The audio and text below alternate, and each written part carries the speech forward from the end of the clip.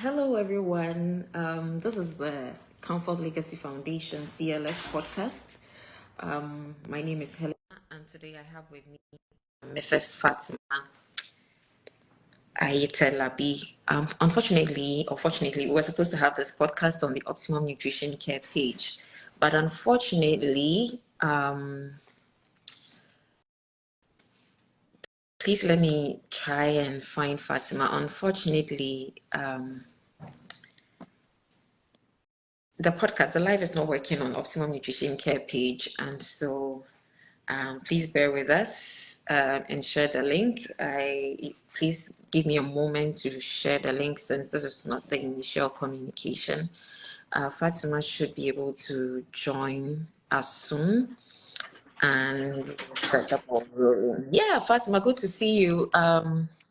Thank you for joining. Please give me a moment to share the link since people are not aware we're having the podcast on my personal page. Pardon us, this is my first time of doing a live podcast on Facebook, and so it's a bit tricky for me here.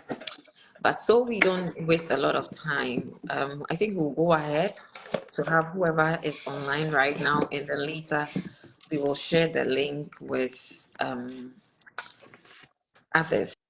Those who had the link earlier, please pardon us for it. So, Fatma, so we don't waste a lot of time, even if it's one person watching, we'll go ahead and start and share the link later and use this as a video that has been recorded already. Fatma, you're welcome. Good to see you. Good to have you. Thank you, Helena. How are you I'm doing? happy to be here. All right. Can you increase your voice just a little bit? Okay. Is it better? Yes. Okay. Yes, I would manage. Okay. So this is Pink October, the Breast Cancer Awareness Month, and I am happy that we have this opportunity to share with our followers, with the public, on what breast cancer is, how we can reduce our risk of having breast cancer, and what to do nutritionally, and the kind of support that we can give to people around us, friends and family who are suffering from breast cancer. So it's really nice to have you here, Mrs. Fatima Aitelabi. She is a radiographer and a public health advocate. I am the founder of Comfort Legacy Foundation, a not-for-profit organization that supports malnourished children. And we also are into nutrition and health advocacy, as we are doing with you right here.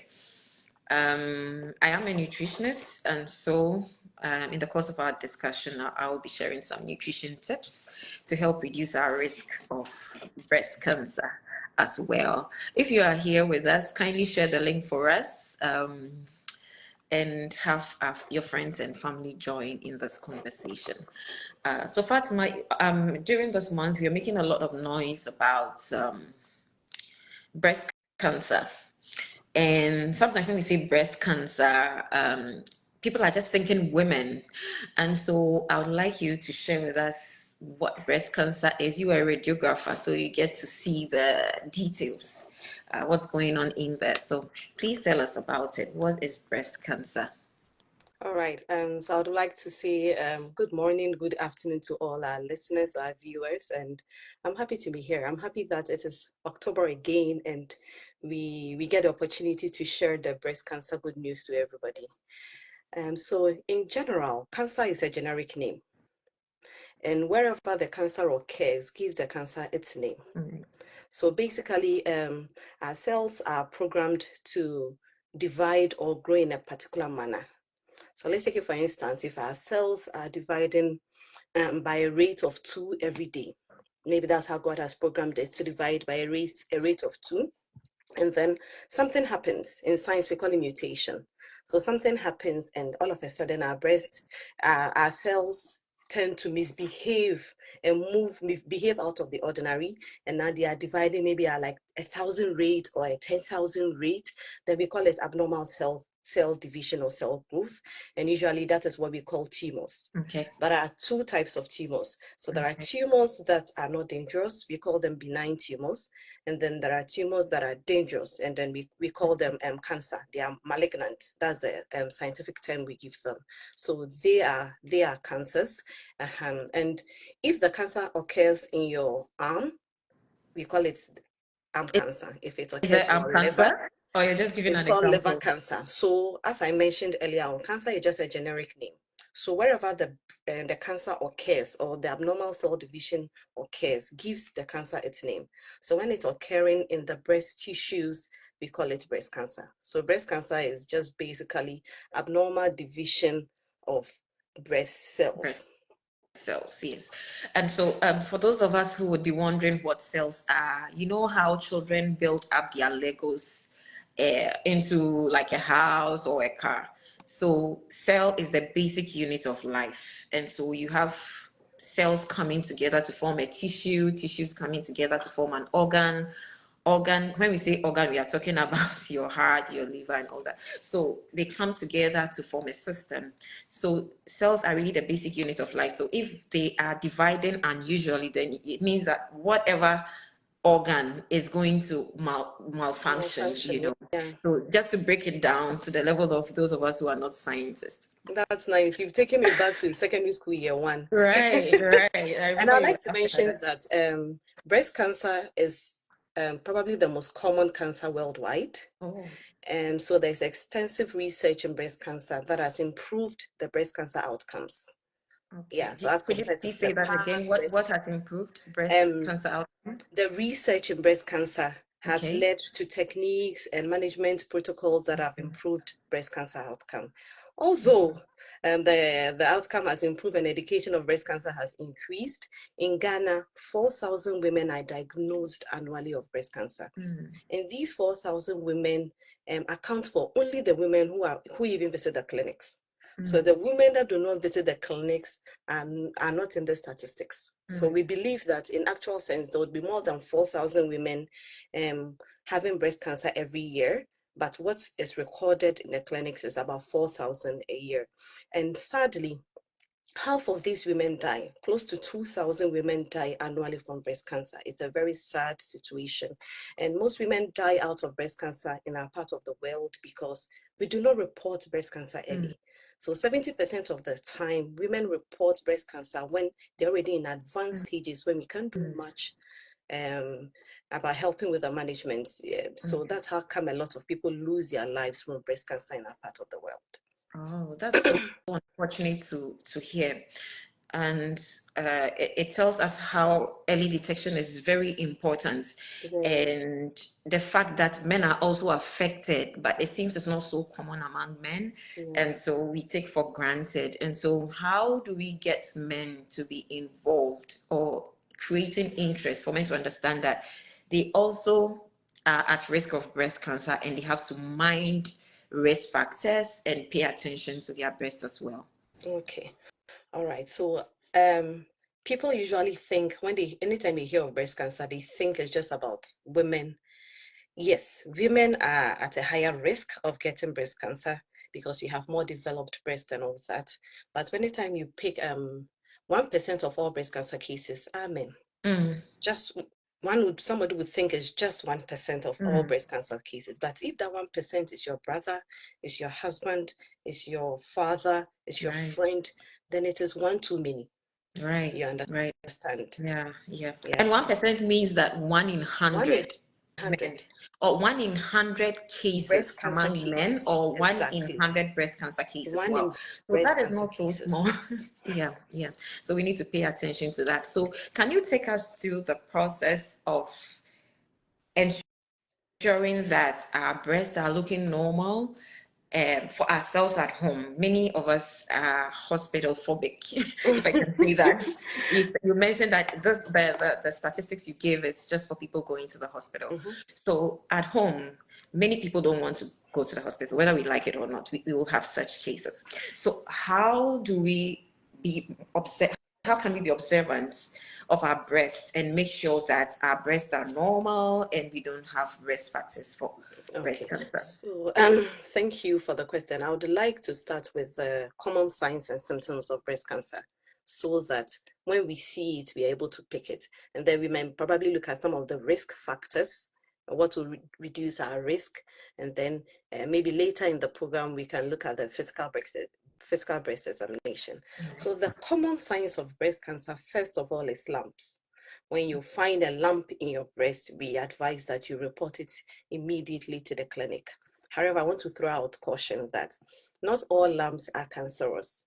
I mentioned earlier that tumors can either be benign tumors or malignant tumors, and the malignant ones are what we call cancer. So 80% of the time, the lumps we see in our breast are not cancerous, they are benign. But we prefer that people report at the clinic so that we examine them, and then when we clear them that they are just benign tumors, they can go home and rest well.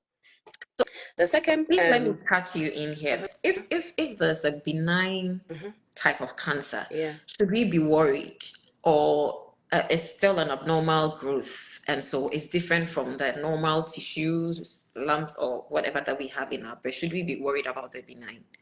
Yeah, so if it's a benign tumor, your doctor would advise you accordingly what to do. They might be monitoring closely, but they might not give you any medications for the benign. I'm sure they would give you options, whether to take it out or leave it in and then be monitoring it closely. But we are usually not worried about the benign tumors. They don't usually cause us issues as the malignant, because the benign ones are not called cancers. Okay. It's when they become malignant that they inherit the name cancer. Okay. Okay, Right. so our second sign and symptom is the size and shape of your breast. So we advise all women or everybody to be very critical about their breast. Know your breast. Know how your size and shape is, so that if you see any deviation from that, you can report to the clinic as quickly as possible. Another is nipple inversion or nipple retraction. So usually most of us have our nipples taken out of our breast. Just a few percentage of us have their nipples already inside their breast. So if you are somebody with the normal looking nipple sticking out of your breast, and all of a sudden you see that your nipple is retracting, is going inside, then you need to report to the clinic. If you are somebody who naturally has retracted nipple, and you see that it's retracting further, or it feels different than before, please report at the clinic so that we can examine it. If you have any peeling or scaling around the areola area, so the areola is the black area around the nipple. If there is any peeling or scaling around the skin there, please report it. If you have any redness around your breast, that is not due to hot water pouring on you or your child hitting your breast, and for no reason your breast is changing in color, then you need to report it. Additionally, if you have pitting, like we've all seen the way an orange looks like, an orange that hasn't been peeled. Yeah, the way the skin of the orange looks like. It looks a bit hardened. It looks like there are pores in it. And medically, we call it poudre orange, meaning that the skin of an orange. So if you see those signs around your breast, like there are pores, increased pores at specific areas of your breast, then you need to report it. If you see any form of skin thickening around your breast, it doesn't, that particular part of the breast doesn't feel like the other parts of the breast, you need to report it. If you see dimpling, like a certain part of your breast eating inside, not just the nipple, like it's dimpling, like you have a dimple, the way a dimple creates a hole. Yes, if you see dimpling around your breast, you need to report it. And then if you have breast discharge, nipple discharge, when you are not breastfeeding, so you are not a breastfeeding mother, but you are getting nipple discharge, and the nipple discharge can be from cream color or white or cream color, ranges from white or cream to about red in color, then you need to report that nipple discharge to your doctor. Usually breast cancers are not painful when they start. They get painful after a while when you have infection interlacing with the breast cancer condition. So we also advise that in case you feel any unusual pain that is not related to your ovulation or menstruation, we advise that you come over and then we check at the clinic for you. Okay. Wow, this is so insightful. But I know for some people it's for fear that they are not able to go to the hospital for sure. Can you demonstrate to us how to examine our breast to make sure that at least for basics, there are no lumps in the breast. I know there's a process. Please forgive me, I may not be able to project the photos that you shared with me because this is my first time of doing live on Facebook. Yeah. But can you position your camera such that you'll be able to, I don't know, if it's possible, you can Let me take see. us through the process of exam. Yeah, I can see your chest, I think your clavicle Yes, down. today So I think this can work. I tried Yes. to wear a lycra top so that you see my breast well. So nice of you. So, okay, let me just position the camera well. Just give me a minute. Is it any better? Yep. Yeah, can see you Yes. clear. Yeah. So when you want to examine your breast, usually we advise that you examine your breast after menses. A reason being that from ovulation to menses, our breast changes a lot. Most women would attest to that. Your breast get denser, it feels painful and all that. And those ones are natural. So we don't want to associate breast screening to all those things. So after you have menstruated, it's advised that maybe a few days after menses, like 3 days after menses, you can screen yourself at home. And the first procedure, there are two types of screening. You can screen while standing or you can screen whilst lying flat. Okay. But I always advise people that before you lie flat or start your screening process, look at yourself in the mirror. Take off the bra, take off the tube, take off the singlet, stand in front of a mirror and admire the breast in front of the mirror. Look at it well to be sure that it has not changed in size and shape. We discussed that already. So you want to look at it well. The skin looks normal. There's no skin thickening. You want to check all that out. Your nipple is outright as it's supposed to be even before you start. You can start with oil in your palm or without oil in your palm. I prefer to add oil or lotion so that it makes the screening process a bit easier. Some people also add soap, so they're in their shower and they just make their hands keep a bit of soap in their hands, make their hands a bit soapy so that they're able to wrap it around the breast well. And then the third thing to look out before we start the examination is our fingers. We don't want you to use your fingertips because if you use your fingertips, you are more likely to not cover a lot of area and then miss things easily. So we like you to use the whole of the fingers, okay? I'm showing 4 now, but inherently you'll be using only the 3, leaving out the little finger. So most people will tell you the 3, but it's difficult to keep the 2 away and not bend this one. So I just hold my palm like this. And then you have 2 methods of going around your breast. You can either decide to go around your breast in circles, or you can divide them into 4 parts. And then you examine one portion before you go to the next and the next till you finish all the 4. And then we are examining from beneath our collarbone. Medically we'll call it clavicle. So yeah, examining from beneath the collarbone. This is my collarbone. Yeah. So beneath the collarbone all the way to the base of the breast, and then the breastbone from the sternum all the way to the armpit. So this is our region of interest. So I'm going to do the one that we divide into 4 sections. And that one helps I like that better. Yes, Because it I feel helps like the it will women help you to cover every area compared to just going around. Exactly. Especially for the women that are well endowed.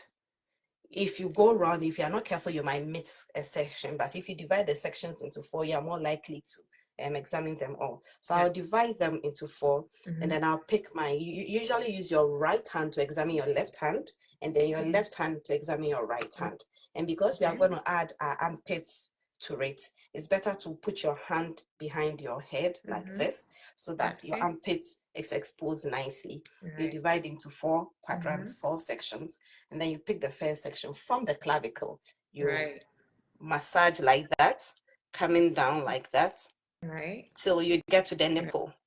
And then you go medial to your breastbone. And then you massage like that till you come. So you're just doing it, looking out for anything that is odd, any lump, anything that is odd there. When you are done with this quadrant, you come to the next one. You check it the same way, but starting from the armpit. So you try to look like that Okay. till you get to your nipple, and then you try and cover everything till you get to the nipple, and then you do the one from the base up till you get to the nipple, and then another from the base up till you get to the nipple. And then when you are done, I like to hold my scissors out, my 2 fingers, and just around my nipple, keep the nipple in the middle, and then move it round to see, feel anything beneath the nipple. Okay. Then when you are done with that, you hold the nipple and squeeze the nipple to see if you would have any fluid discharge coming out of the nipple. So you do that for the left breast, and then use the left hand to do for the right breast. The same way, you divide into 4 parts, or you move in circles. So let me do that for the circle people with this hand. So for my right breast, I am going to do the circular motion, where you are covering from the clavicle to the base of the breast, and then from the breastbone to your armpit. So you keep your hand nicely there, and then you go round just in circular motions like that. You go in circular motions, and then you build up gradually till you get to the nipple. So it's like you're going from the outer layer or outer circle to the Exactly. inner circle, but you do it round and then you come back and go. Exactly. All right. Exactly. And then you check your armpits, deep in the armpit, because sometimes the cancer starts from the axillary, the armpit area. So please don't forget your armpit. Don't forget the nipples. They are the 2 places that people usually forget about. Wow. This is so insightful. Thank you so much Yeah. for So we this. didn't even discuss the risk factors. People that are more likely to come down with breast cancer. Right. So Please there go are ahead. certain factors. There are certain things that makes us more prone to breast cancer, and I would like to mention them closely so that if you fall in that category, you are a bit more conscious about your breast. So the first is being a woman. When you are a women have a more likelihood of getting breast cancer as compared to men, because we have a more advanced breasts than men. And then the next risk factor is age. Please let me cut you here again. Does it mean that women who have bigger breasts have higher risk of breast cancer compared to women who have smaller breasts? No studies have shown that yet. No studies Because have shown. it seems that's the reason we are given for higher prevalence of breast cancer among women than men. Well, but there hasn't been any research showing that. There's been research showing that, yeah, men don't get breast cancer as often as we do, probably because they don't have like advanced, developed breasts like ourselves. So whether a woman has a small breast or big breast, the tissues in the breast are similar. We have a lot of maybe just adipose tissue, or the volumes of the tissue that would differ, but the tissues are similar, and the tissues are all impacted upon by hormones and all that. So the functions and the tissues are all similar. Maybe the volumes might be different. All right. Okay, but maybe a struggle with the big breast would be the screening. Those with bigger breasts would have to be very careful with their screening so that they don't miss some parts of the breast while they screen. What do you mean miss? No, miss. Because the breast is big, you are likely to rush through it and not go through the process very well and cover the whole breast. Yes. So the first risk factor is being a female.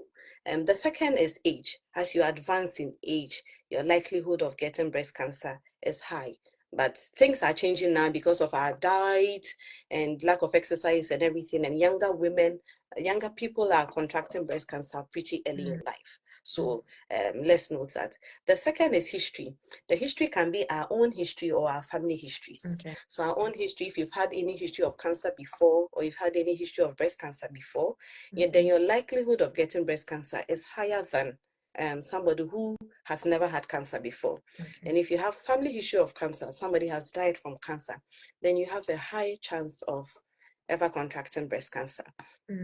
Through research, we have identified 2 genes that are cancer prone, and they are the BRCA1 and BRCA2 genes. So if you inherit those genes through your bloodline, then it increases your chances of getting breast cancer. And the next risk exposure is... Wait, let me cut you here again. Is there a way to check this BRCA1, BRCA2? Yeah. So You can just Yes, walk so into a hospital or a clinic and they can tell you that you have this genetic. yes, so if you'd want to check, maybe you know that there have been a few cases of breast cancer in your family, and you'd want to check whether you have inherited those breast cancer genes, you can talk to your doctor and he would write a lab report, a lab request for you, and probably Okay. direct you to a lab that can get that test done. So it can be Okay. done. Yeah. That's good. And then radiation exposure. If you've ever been exposed to radiation, either through radiation therapy, maybe you've had cancer before, you went through some radiation therapy or something like that, then your risk of breast cancer is increased. Additionally, if you have children at an older age, then it increases your risk of breast cancer. If you start menopause late, it increases your risk of breast cancer. If you take some post-menopausal drugs, hormones, it can also increase your risk of breast cancer. Additionally, if you're obese, if you like to drink a lot of alcohol, if you like to smoke, lifestyle activities, then those bad lifestyle activities can also increase your risk of breast cancer. Wow. Wow. That sounds like, so there are genetic factors which we can't do much Mm-hmm. about, but there are modifiable risk factors that Mm-hmm. we could at least work on. Yeah. Can you throw a bit more light on what to do to reduce our risk factors of Okay. breast cancer? That's very important. So to reduce our risk factors, we are advised that we frequently self-examine ourselves. And we advise every month, frequently examine yourself, get to know your breast so that if something changes, you're able to pick it up as quickly as possible. Mm, And in cancer treatment, early detection is key, because when you detect the cancer at the first stage, it's easier to treat and manage as compared to detecting the cancer at an advanced stage. So mm, we advise that you know your breast well, and then you examine yourself frequently. And the second is to, if you are 40 plus, we would advise that you do mammogram either every year or every other year. So you discuss with your doctor, and then he draws up a plan for you where you perform mammos every year or every other year. However, if you have a strong family history of cancer, then you might be advised by your doctor to do the mammos a bit earlier than 40 years. So I've seen okay. women start mammos at 35 and all that because they have a strong family history of cancer. Mm, And then additionally, we advise that you reduce your alcohol intake. Preferably do not take them at mm, all because alcohol increases your risk of cancer. And then you do a lot of physical activities because mm. we've realized that there's a high risk of cancer when you are obese. So you need to keep a very healthy weight. And then the last very important method to reduce your risk is breastfeeding. It's also from research been noticed that women that breastfeed their children are less likely to have breast cancer. Okay. On the note of women who breastfeed their children, are we talking about exclusive breastfeeding or just breastfeeding? No, breastfeeding in general. Breastfeeding in general. Yeah. Oh, okay. So at least those who Just are the doing children women. breastfeeding, not the others. Just the So, children breastfeeding. oh, can you clarify that? So it's an advantage for the mom. Or, Yes, yes. So breastfeeding infants is an advantage for the mother. It protects the mother from the risk of breast cancers. it will be interesting to know how long a mother should breastfeed to reduce their risk of breast cancer. Yeah. Yeah. There are more studies ongoing, so I'm sure pretty soon it would be clear to us all. Right, right. And on the note of checking weight, Mhm. that comes to Yeah. nutrition.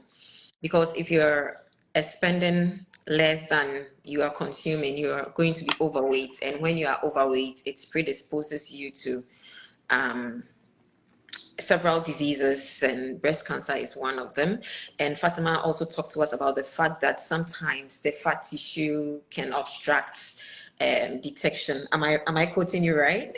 So, so I know there are people who are not so big, overweight, but they may have a lot of adipose tissue in their breast. So that's also different. But the bottom line is that it's important that we eat nutritional, we consume balanced meals. And what we have not yet understood is that there is what we call personalized nutrition. And so your balanced meal is different from my balanced meal. And so on a plate, we try to make it general for everyone to understand that you need your staples, and our staples are the foods that provide us with energy. Energy is what gives us the strength to go in and out our daily activities, and so we need that. But it's more healthful when you are getting your staples from whole grains instead of refined foods. So it's important that we reduce our intakes of sugars and among other refined foods, so whole grains. And then we also have our legumes and seeds, so our peanuts, the lentils that we have on the market, the seeds, let's say flax seeds, sesame seeds, etc. Those are our legumes and seeds. And then we have our colorful fruits and vegetables. We must note that the more colorful our plate is, the more healthful it is. So we have that on the side, and we have our animal sourced foods. There should be a balance of these foods for an individual. And generally, you can make sure that you have a little bit of all these on your plate when you sit down to eat. But make sure that if you have, yours is a special case, you have a nutritionist or a dietitian who is guiding you on what exactly you need to eat. And especially for those who are already suffering from breast cancer or even any kind of cancer, research has shown that the vegan diet is more healthful. The vegan diet has a lot of fruits and vegetables in the legumes and seeds. So it's very important that for someone who is suffering from breast cancer, they consume foods that are rich in fruits and vegetables. They reduce their intake of refined foods. You must have heard about saturated fats. You find saturated fats in fried foods, animal source foods. So it's important that they really cut down on animal source food, the dairy foods, the eggs, the red meat. It's very important that such people cut down on consuming such kind of diets, and most importantly, to see a registered nutritionist or dietitian to help them identify what really works for them as an individual. Because when you interact with a professional, they're able to assess your history, your diet history, and based on what is available to you, we're able to put together a nutrition that is specific for your need, and it will help you recover much better and also reduce your risk better if you don't have breast cancer yet. Very So, insightful nutritional information.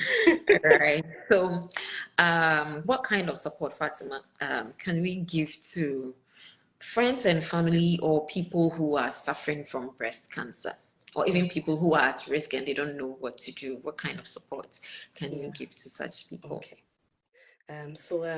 For breast cancer management, just like other cancers, Right. you need a smart and strategic approach. Right. Very smart and strategic approach.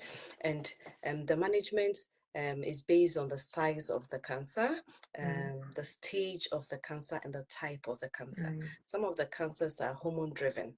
So if the doctor is able to identify that your breast cancer is hormone driven, then your management plan is different. Okay. Not every breast cancer management plan starts with a mastectomy surgery. No.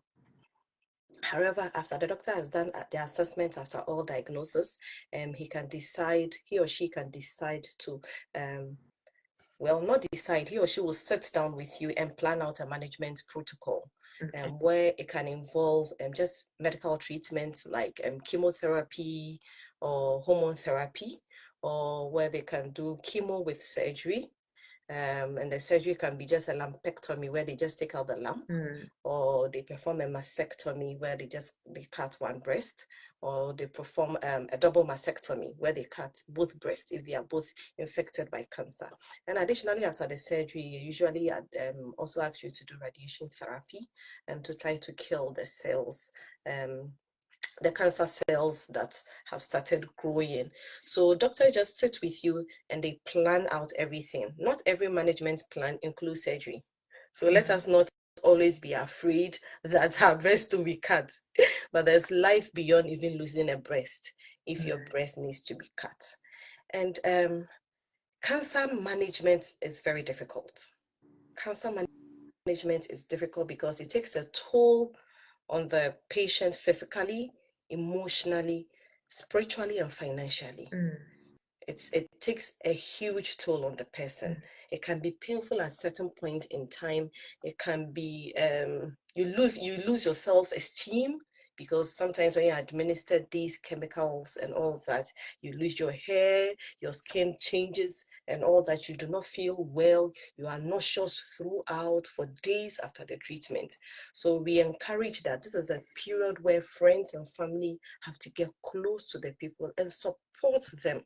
They have to give them practical and emotional support that would be able to guide and help these people through their management. We also advise that patients or clients do not exclude themselves in this period. This is a period that they need people to talk to. It could be their clergy, because we are spiritual beings, we can't leave that out. It could be friends, it could be family, or even breast cancer support groups where they meet people that have been survivors of this condition, and these people would be able to impact on them and give them hope in this their breast cancer management journey. It is very, very important, because the stress is a lot. If you're a friend and you can help out by cleaning their homes, help them with their house chores, help them with some financial help, it will go a long way, because cancer treatment is long, it's painful, it can be lonely, and it is expensive. Wow. Wow, that's a lot of information. Giving support, emotional support, financial support, instrumental support. You know, they spend a lot of money on food, on hospital care. And so it makes sense for us to provide such people with any kind of support that we can afford to give them. And I believe it will come back to us as a blessing, because what you do for others, I mean, you get rewards for that as well. This has been a very insightful session with you, Fatima. I have learned a lot, and I am encouraged to, I mean, assess myself at least monthly, right? Yeah, We can do monthly. this monthly. Yeah, about Every 3 weeks after month, menses. we advocate that every month, stand in front of your mirror. Fatima said it. Admire those breasts. They are your God-given gifts. Admire them, examine them. Don't be afraid.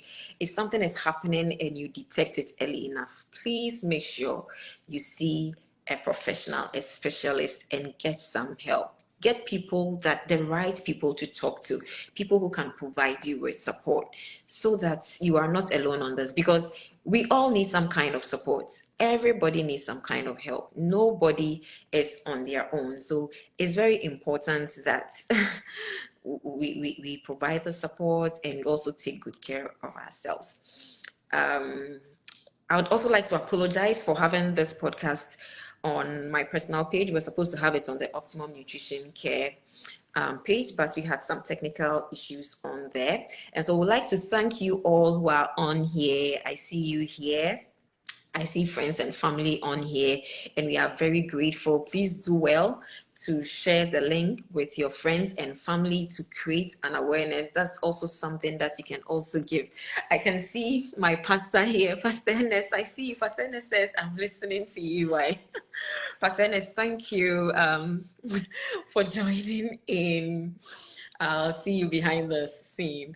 Amma, thank you very much for joining in here. Please share the links. Well, this is my first time of doing a Facebook Live, and so I'm trying to get familiar with all the icons on here. So when I am done, I'll see how I can share the link so that those who couldn't join us can have the information we have. We have to run out of here because we have another meeting we need to attend.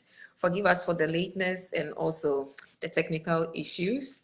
Please go over the conversation, and I know it will be very helpful or useful to you. Fatima, before we go out, your last words, your final words before we sign out.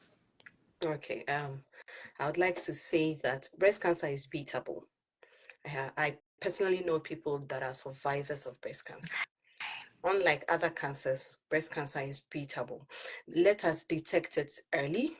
Let us report to the clinic and get the necessary help. Right. And in all this, let's keep our families together and to support anybody that comes down with breast cancer. It is beatable. Right. Thank you. Amma says it was a nice talk. Bye-bye. So cancer is beatable. Let's beat cancer, breast cancer. All right. See you another time. God bless you for joining. Bye-bye. Bye.